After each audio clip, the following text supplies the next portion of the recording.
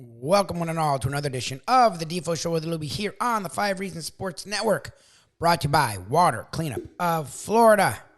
Leak detection. You probably go, okay, leak detection, what does that mean? What are you talking about?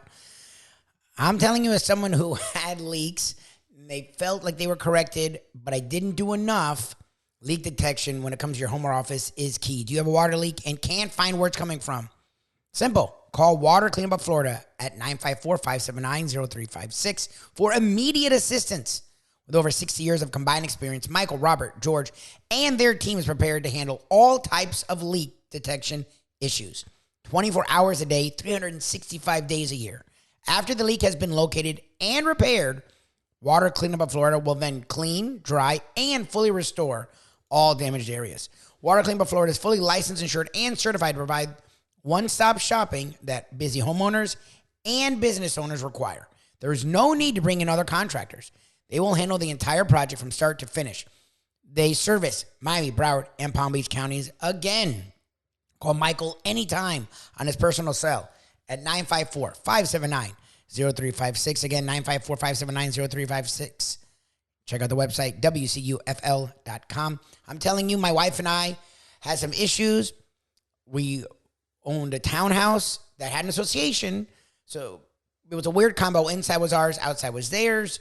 They had handled the leak up top, but they didn't handle the water damage inside, and we begged and pleaded, but we didn't get Water Cleanup of Florida involved early enough. They eventually came in, did an amazing job, but if we had gone to them early, it would have saved us a lot of money, saved us a lot of time.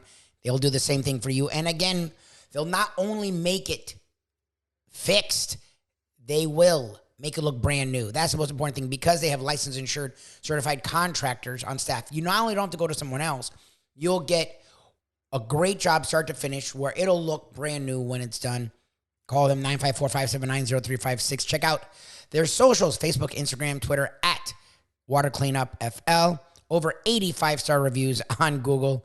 Believe me, if you have the schmutz, Water Cleanup of Florida, they have the guts. The Miami Heat, the guts was waning. Got up 3-0. Allowed 2 straight losses to make it a 3-2 series. Seemed to have Game 6 in their hand. And Derek White caught an errant Marcus Smart three-pointer at the buzzer. Put it in to give the Celtics a 3-3 series. Home court at Game 7 in the TD Boston Garden. Miami Heat came out fighting. Jason Tatum got hurt early. The Miami Heat had struggles again from Jimmy Butler and Bam Adebayo, but Caleb Martin was amazing. Duncan Robinson did just enough. You got a little bit of help from Strus, a little bit of help from Kyle Lowry, and Butler came back in the fourth quarter, played really strong. And Miami Heat are back to the NBA Finals for the 6th time since 2010, for the 7th time in franchise history, and they will take on those Denver Nuggets. We talked with the one and only, the man himself, Mr. 5 Reasons, Ethan Skolnick, today on the Defo Show with Lubie here on the 5 Reasons Sports Network. Jeff DeForest, Mike Lubie, Lubitz, and just a couple of minutes here, or even less time than that. We'll be joined by Ethan Scoop Skolnick, 5 Reasons Sports Network, and it's going to be a quick hitter with Scoop, who is now in hot demand, as you might imagine. Well, he has his own show on 5 Reasons at 8 o'clock. So, well, can he ignore that to help us out with our show? Or just he is. He's joining us. Here? He's joining us at some beautiful. minute or so. He'll be on for about 10 minutes or so, and then, we have Grant Long coming on at 8 ourselves. So, okay, all right. So we have plenty of coverage here on this fantastic turnabout in terms of universal thinking, where there wasn't a single person in the world. I mean, look, somebody had to believe that 7.5 points was a pretty generous allotment, no? What are these guys? Is Vegas just determined to go under? Are they going to bury the entire strip?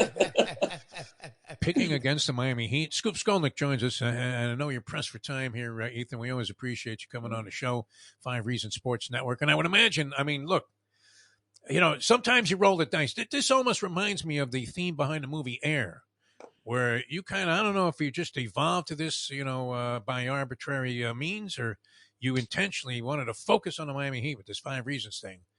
And now you couldn't be in a better spot, man. The whole 5 Reasons Sports Network nation must be lighting it up here. How are you, Scoop?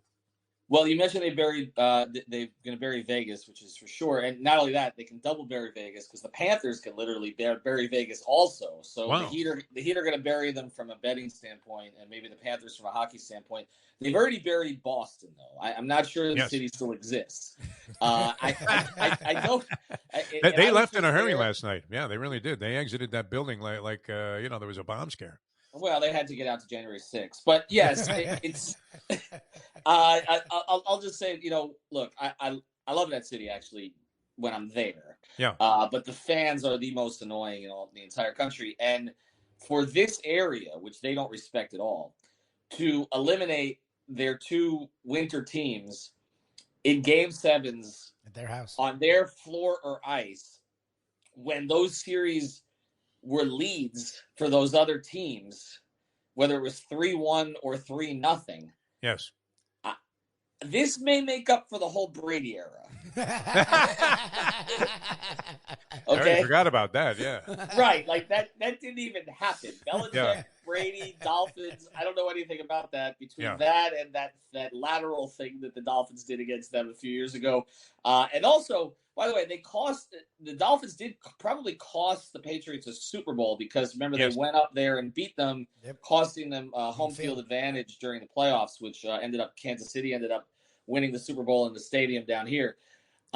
It's pretty remarkable. I mean, I've slept about 30 minutes, and I got my own show coming up here in the 8:00 hour.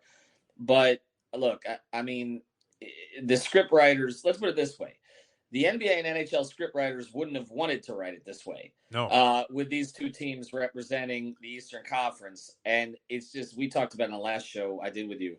It's just they're completely parallel, like in every single way, from the attitudes of their stars to their coaches to the 8th seed to beating Boston. The Panthers to win the Stanley Cup will have to beat essentially 4 of the top 5 teams in the league. The only one they didn't get was Jersey. Yeah. And for the Heat to do it, they will have to beat 3 of the top teams in the league, 1, 2, 3, because actually Denver was tied with Philadelphia, I believe. Yep. So, and you're talking about Milwaukee and Boston. I mean, who cares about the Knicks at this point? But but basically, like, it is a completely parallel story. Both teams, essentially counted out, and both teams having listless regular seasons in which everybody wanted to trade everybody. And that's the thing about this. Like, there's so many moments from last night and Caleb Martin, and I'm gonna make the rounds on that one because I called this. Not just that he would be a key player for this team when he signed last year, but also that he has the potential to be a star. And I think we're seeing it. Great. Wow. but he was Jerry West last He was their best night. player. He was unbelievable. Yeah. Well, yeah. I mean, the Celtics handled Jerry West. They could not handle Caleb Martin. But my favorite moment during the game last night, my favorite moment after the game was the embrace with Riley and Haslam. I thought that was tremendous. But my favorite moment during the game was Duncan Robinson. Oh yeah, basically turning into Jimmy Butler. Yes. With the wrestling pose, and again, to me that is symbolic of what this Heat team dealt with all year. Where, he was sort of the poster child for their mistakes, right? Like he was the poster. He was a dead man walking. He really was. The contract and everything else, and no role and out of the rotation and counted out. I mean, look, I never understand why fans pile on a guy for the money that he accepts that a team is willing to offer him because that's what the market will bear. I don't get it. And so everybody crushed him. And he was second on the team in fourth quarter points in this series, right behind Jimmy Butler, and was their most consistent shooter. And also he played, I thought, a tremendous game 6 and then missed the 2 open ones because he thought too much at the end, or else maybe they finish it. So I loved that for him. And you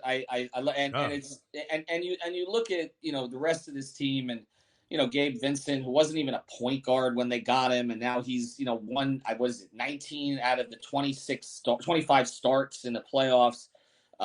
Very efficient shooter too, much better shooter than you would have anticipated. Absolutely, and then he showed that against Poland, I guess was the last time. Well, no, it wasn't just against Poland. That's the thing. It was against the U.S. It was against Jason Tatum's U.S. team. Yeah, he showed he can really shoot efficiently, and you have to be able to finish those plays off. I did want to get into this a little bit because the Heat were on the precipice. We were saying that they had 1 foot in the finals, 1 foot in the grave. Right. They could have been up there with all of the infamous things. The Buckner play, Jackie Smith, Chris Webber with the timeout. My favorite, the shoe standing up before the wire to lose a Kentucky Derby. I mean, they would have been the one team out of 151 that lost in that spot. And we were saying you're having a Cinderella story going, and it would be like the way we put it earlier was telling Ron DeSantis after you've been reading Cinderella to his daughter that Cinderella was like transgender. And I mean, you can't have a bigger stench than to join all of these infamous people. Yes, and not white Defo. That would bother DeSantis more. Yeah, I probably should get off that subject. Yes, look. Here's the thing about it. Okay, Game 6s historically, in whether it's an MLB or NBA, I can't speak to NHL, but MLB have been the most memorable. Whether it's Fisk's home run, Ray Allen's shot, just go down the line, okay? Or the Buckner play, right? Yep. But it only matters if the Game 7 result is the same as the Game 6. Yep. Because like the Fisk home run, okay, but they lost Game 7 to the Reds in 75. But in 86. The Buckner play, but people forget like that Game 7, and I know because the Mets, that was my team. Okay, that was to me the most interesting team in MLB history. The '86 Mets. How much blow was delivered to the clubhouse every night? Could you imagine that team in the Twitter age? Do you imagine if they were here in Miami, if we had a team and that was it? Are you kidding me with those guys in the '80s? And here's the thing: it only mattered because in Game 7, the Mets rallied and won. Nobody remembers the Game 7. They just remember the Game 6. And even the same is true of the 13 finals with the Heat. Everybody remembers 6; they don't remember 7. But if you rewatch 7, it was actually a better played game. And Mario Chalmers hit enormous shots during that game that got forgotten. Chris Bosh went scoreless in Game 7, scoreless, but made key plays at the end of it. It only matters if you close 7, and Boston didn't close 7. So I don't. To me, it's a footnote. That is the footnote to history. Now it's like, okay, whatever. Yeah. It doesn't. What Derek White did doesn't matter now. Max Strus not boxing out doesn't matter now. Like it's irrelevant to the entire conversation. Okay, great. So they became the 4th team to ever come back out of 150 from Game 6 to Game 7. Yeah. That's. Okay, but here's the thing. First team to have a home game, though, for Game 7. Right, and here's the other part of it. So you're going to complain about, not you, but they're going to complain about what Tatum got hurt. Oh, please. Well, here's the thing about that, okay? We kept saying, well, the Heat shouldn't let this series go, let it keep going because Jimmy's getting more tired or somebody's going to get hurt or whatever. Well, the Celtics let it go 7-2. Like, the Celtics hadn't dropped the first 3, including the first 2 at home. The series doesn't go 7, right? Yes. So I don't have any sympathy for Jason Tatum spraining his ankle. And by the way, okay, it didn't even look that damn bad. No. All right, and it's just and to me, if you want to get into the difference between the two organizations and why an organization that has less talented players, if you want to argue that, keeps competing with or beating a team with more talented players, it's because everything with Boston is dramatic. It's just dramatic. Maybe it's the media. I'm not sure what it is. And with the Heat, it's like it's just like all fucker walk. Okay, like it's just we have enough. Okay, we're not going to hear it. Spo does not. He will not tolerate, even on the side. Okay, I've tried over the years. He will not tolerate excuses. He just does not. Like it's just like, okay, Depot's gone, Hero's gone. Jimmy's on his last legs at this point. Okay, well. They didn't get me a player in the off season. PJ Tucker left. We have enough. That's the mindset. I do think in moments like that matters. Yes. That helps the team shake off what happened in Game 6, Whereas Boston went in there thinking we did the job already. Like, we got it back here. And I honestly think they just, to a certain degree, relaxed. And when that beginning of that game where Miami started a little bit shaky, but Boston couldn't make a shot. Yep. I was like, okay, wait a second. And then you look up and there were 3 minutes left in the first quarter and Boston had 13 points. And what bricks, too. I mean, these were monumental boulders. It was unbelievable how bad they shot the ball. They were. And I just think when you look at the way that the Heat played from the start, again, and the moves that Spo made, we said he was holding one in his back pocket. It was Haywood Highsmith. We talked about, why wasn't he playing more? Because he clearly was an antidote for a lot of what Boston did defensively. Just give him short minutes. He held it for Game 7. The first half, he didn't go straight zone. He did some soft switching. Okay, they mixed up that defense. We still didn't see everything. But also the move to Caleb Martin, it's like, okay, everybody's like Spo's stubborn. He can be. But he didn't stay with Kevin Love the whole series. Okay, maybe one game too long. Sometimes it's one game too long with Eric. But eventually he went to the guy he should go to, and I think I said here on the show last week, it's got to be Caleb Martin starting eventually against this team when they go small, and that's what he did. And so I just think it's a monumental achievement for him. I look, first championship is always going to be significant, and what Dwayne did. The big 3 titles to me were more relief than anything else. It was just, oh my God, fine. Thank goodness, yes. Get off their backs, okay? Like they won, all right? Bron. And they were really about Bron and the people who follow Bron from around the country and all the rest of this. The bubble getting to the finals was an accomplishment, but nobody got to see it live like I did. And they sent me home because they call me a jinx and whatever. But to do this, I mean, to grind this thing out, I said this last night. They had Giannis contemplating the meaning of failure. Yes. They've got Knicks fans wanting to trade half the roster. And now Jaylen Brown's probably not going back to Boston. Yeah, he's done. Right. And Missoula's, coaching acumen comes into question. So there's 2 coaches that Eric's getting fired here. And honestly, Tibbs was teetering for a little while, okay? So he's not going to get the next coach fired. Next coach is not getting fired. And this is a totally different task. But this is kind of like if you ever played Mike Tyson's Punch-Out. Sure. And you start with Glass Joe. Glass Joe is the only one I ever got by. Right, exactly. Yeah. And then there's a bunch of sort of racist stereotypes as you go forward in the game that nobody really. It was much more acceptable at the time.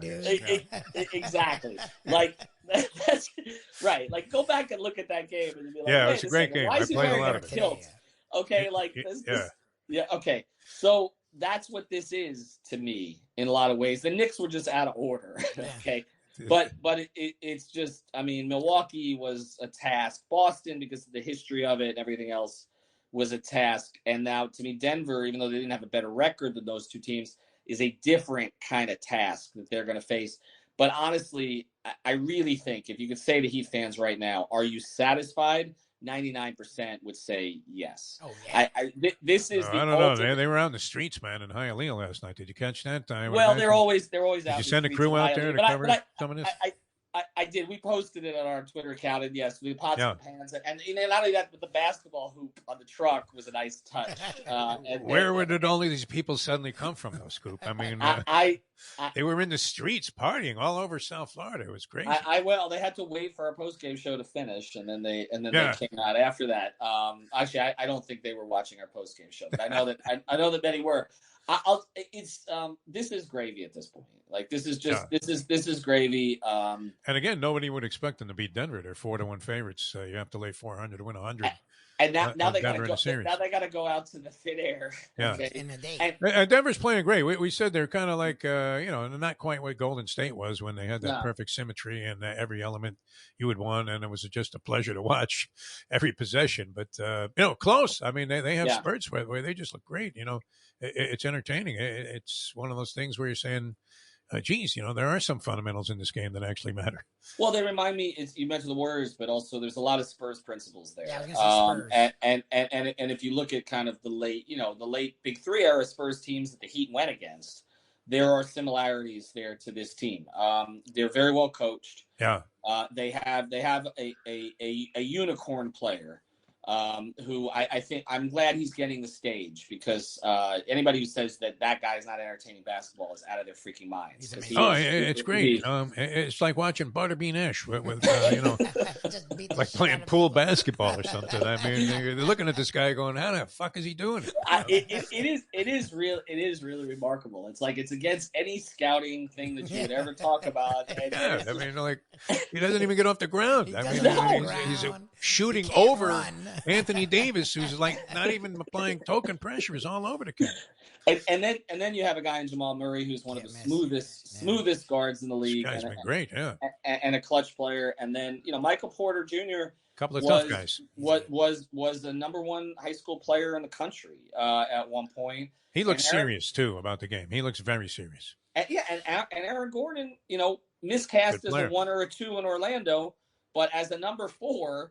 He's not bad, and then you add in Bruce Brown from Miami, who I love. Right. He's a Heat type player, and then KCP, who we saw him in the finals against the Heat 3 years been sharp. You're right. Yeah. So you look at their top 6 is really good. Jeff Green is a reliable vet that you know. How old is he? Is he 100 yet? Well, they called him Uncle when he was 21. So he's been around so long. He was like a young vet on the Thunder teams with Durant. That's how far back he goes. Jeff Green, wow. But he's been very out of Georgetown, right? Wasn't he a big John Thompson guy? Yeah, he was. Thompson was still alive when he broke into the NBA. Yeah, he was. But he's been very effective.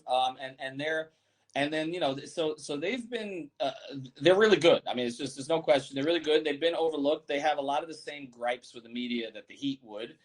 They tend to vocalize it a little bit more than Miami does. But I don't give a damn if people are not entertained by this series. To me, this series is about the Heat have to get this thing in the mud.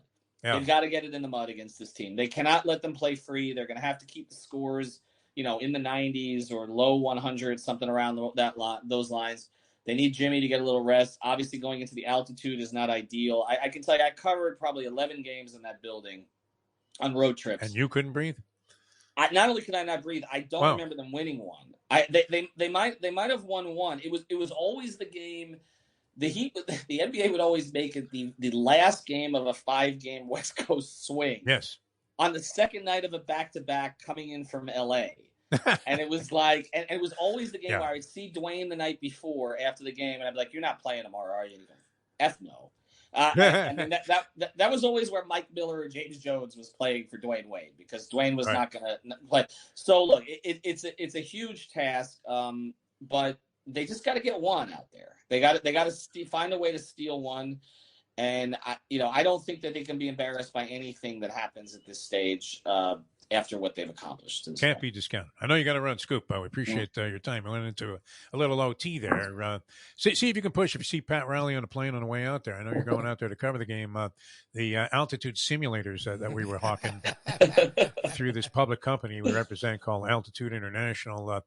I mean, I think it would be behoove them to buy one now and get ready, right? Or did they go? I guess they go straight there, right? Yeah, they went straight there, and everybody, it's Denver, so everybody's going to be high on something. Air, something else. Yes. I mean, and a dangerous place for an NBA player. You're wondering how the Nuggets function at all. I mean, especially now that they don't test. Yeah. What's the test for? How happy a guy is, yeah. Right, exactly. Yeah, they don't even need that for this at this stage. It's going to be fun. I'm heading out to games 1 and 2. We'll have nice. I'll be out there. Another guy from our network that lives out there at Mateo, Mallorca, so he'll be with me, and then we'll have Brady Hawk and Alex Toledo with me at the home games. So you're a maniac, Scoop. Unbelievable. So we'll see, and the Panthers too. I might swing over to Vegas. Who knows? Honestly. We would like to swing over to Vegas. That's our dream, is to somehow score credentials and have one of our fine sponsors ante up the cash that we need to get out there. That sounds like a good idea. Do you know any? Because it has to include some gambling capital. I used to work with a bunch of guys that understood that fully. They were like, okay, you say you need $1,500 for us for expenses, but here's $3,500 because I know you're going to blow 2 dimes before you get out of the airport. and his name, Jeff DeForest, was not Steve Lappa. Anyway, I gotta go. Right, okay, Scoop. Thanks, Scoop. Man. A pleasure. Ethan Scoop Skolnik, ladies and gentlemen. Not going to lie, I was not very confident going into Game 7. I was confident going into Game 6. I thought that he would win, and then the fact that they struggled most of the game scared the crap out of me. But they had a lead with 3 seconds left, played great defense, forced a bad shot from a bad shooter, Marcus Smart, was ready to explode. And then the Heat did not finish the possession. Derek White got the offensive rebound and the easy layup at the buzzer to send it to Game 7. I figured the Miami Heat were done. That was our last gasp. Over. Nope. Butler was not himself. Bam was an atrocity. Bam really sucked for most of the series, to be really honest. And I love the people that have to defend Bam. He's a good defender. He's a good rebounder. But he was not good defensively most of the series. He was sort of defensively most of the series. And rebounding, he sucked most of this series. Game 7, Bam in the second half played really well defensively and rebounded strong. And then Butler woke up to go along with Caleb Martin really saving their ass most of the series, especially Game 7. And the Miami Heat not only won Game 7, they won in a runaway in the Boston Garden, TD Boston Garden. The Miami Heat are back in the finals. Super stoked. Can't wait to see what happens with that. You should check us out each and every morning here on Defo on 5 on the 5 Reasons Sports Network. Also, our morning shows from 7 to 9 every morning on the South Florida Live Network. Check us out on the Believe Network. We'll have to do some more national stuff there after hours with Defo and Lubie on the Believe Network, BLEAV.com. And right here, most of our South Florida content. Check it Hey, right folks, here. Tony Segretto here. Let me ask you a question. What do you look for when you go out to eat? Good food, obviously. Friendly atmosphere, not too loud, but good energy, reasonable prices, and a place where you feel comfortable. All those ingredients, no pun meant there, are hard to find unless you're talking about the Texas Roadhouse. You see, they encompass all of those attributes. Really, really good food, amazing atmosphere, good for a family, good for a date, or just a night out for yourself, and prices that will make you extremely happy. Their ribs unmatched. Steaks hand-cut every day. Everything, and I mean everything, is made on site, including their incredible bread. It's the one day, folks, that you can forget about low-carb diets. Trust me when I tell you, Texas Roadhouse, your restaurant, your destination when you say, where should we go and eat tonight? These days, we're all looking for comfort anywhere we can find it. Thank goodness for Landlubbers Raw Bar and Grill in Plantation, because they are making sure you are as comfortable as possible. First of all, they're not only open for delivery and pickup. All you have to do is go to landlubbersbarandgrill.com for both pickup and free delivery. You're going to have the best wings in the world. You're going to have a great burger. You're going to have their amazing soups. Again, Landlubbers, Raw Bar and Grill. It's nice and easy. Just go to landlubbersbarandgrill.com for both your pickup and free delivery. Thank goodness for Landlubbers for making you always feel right at home.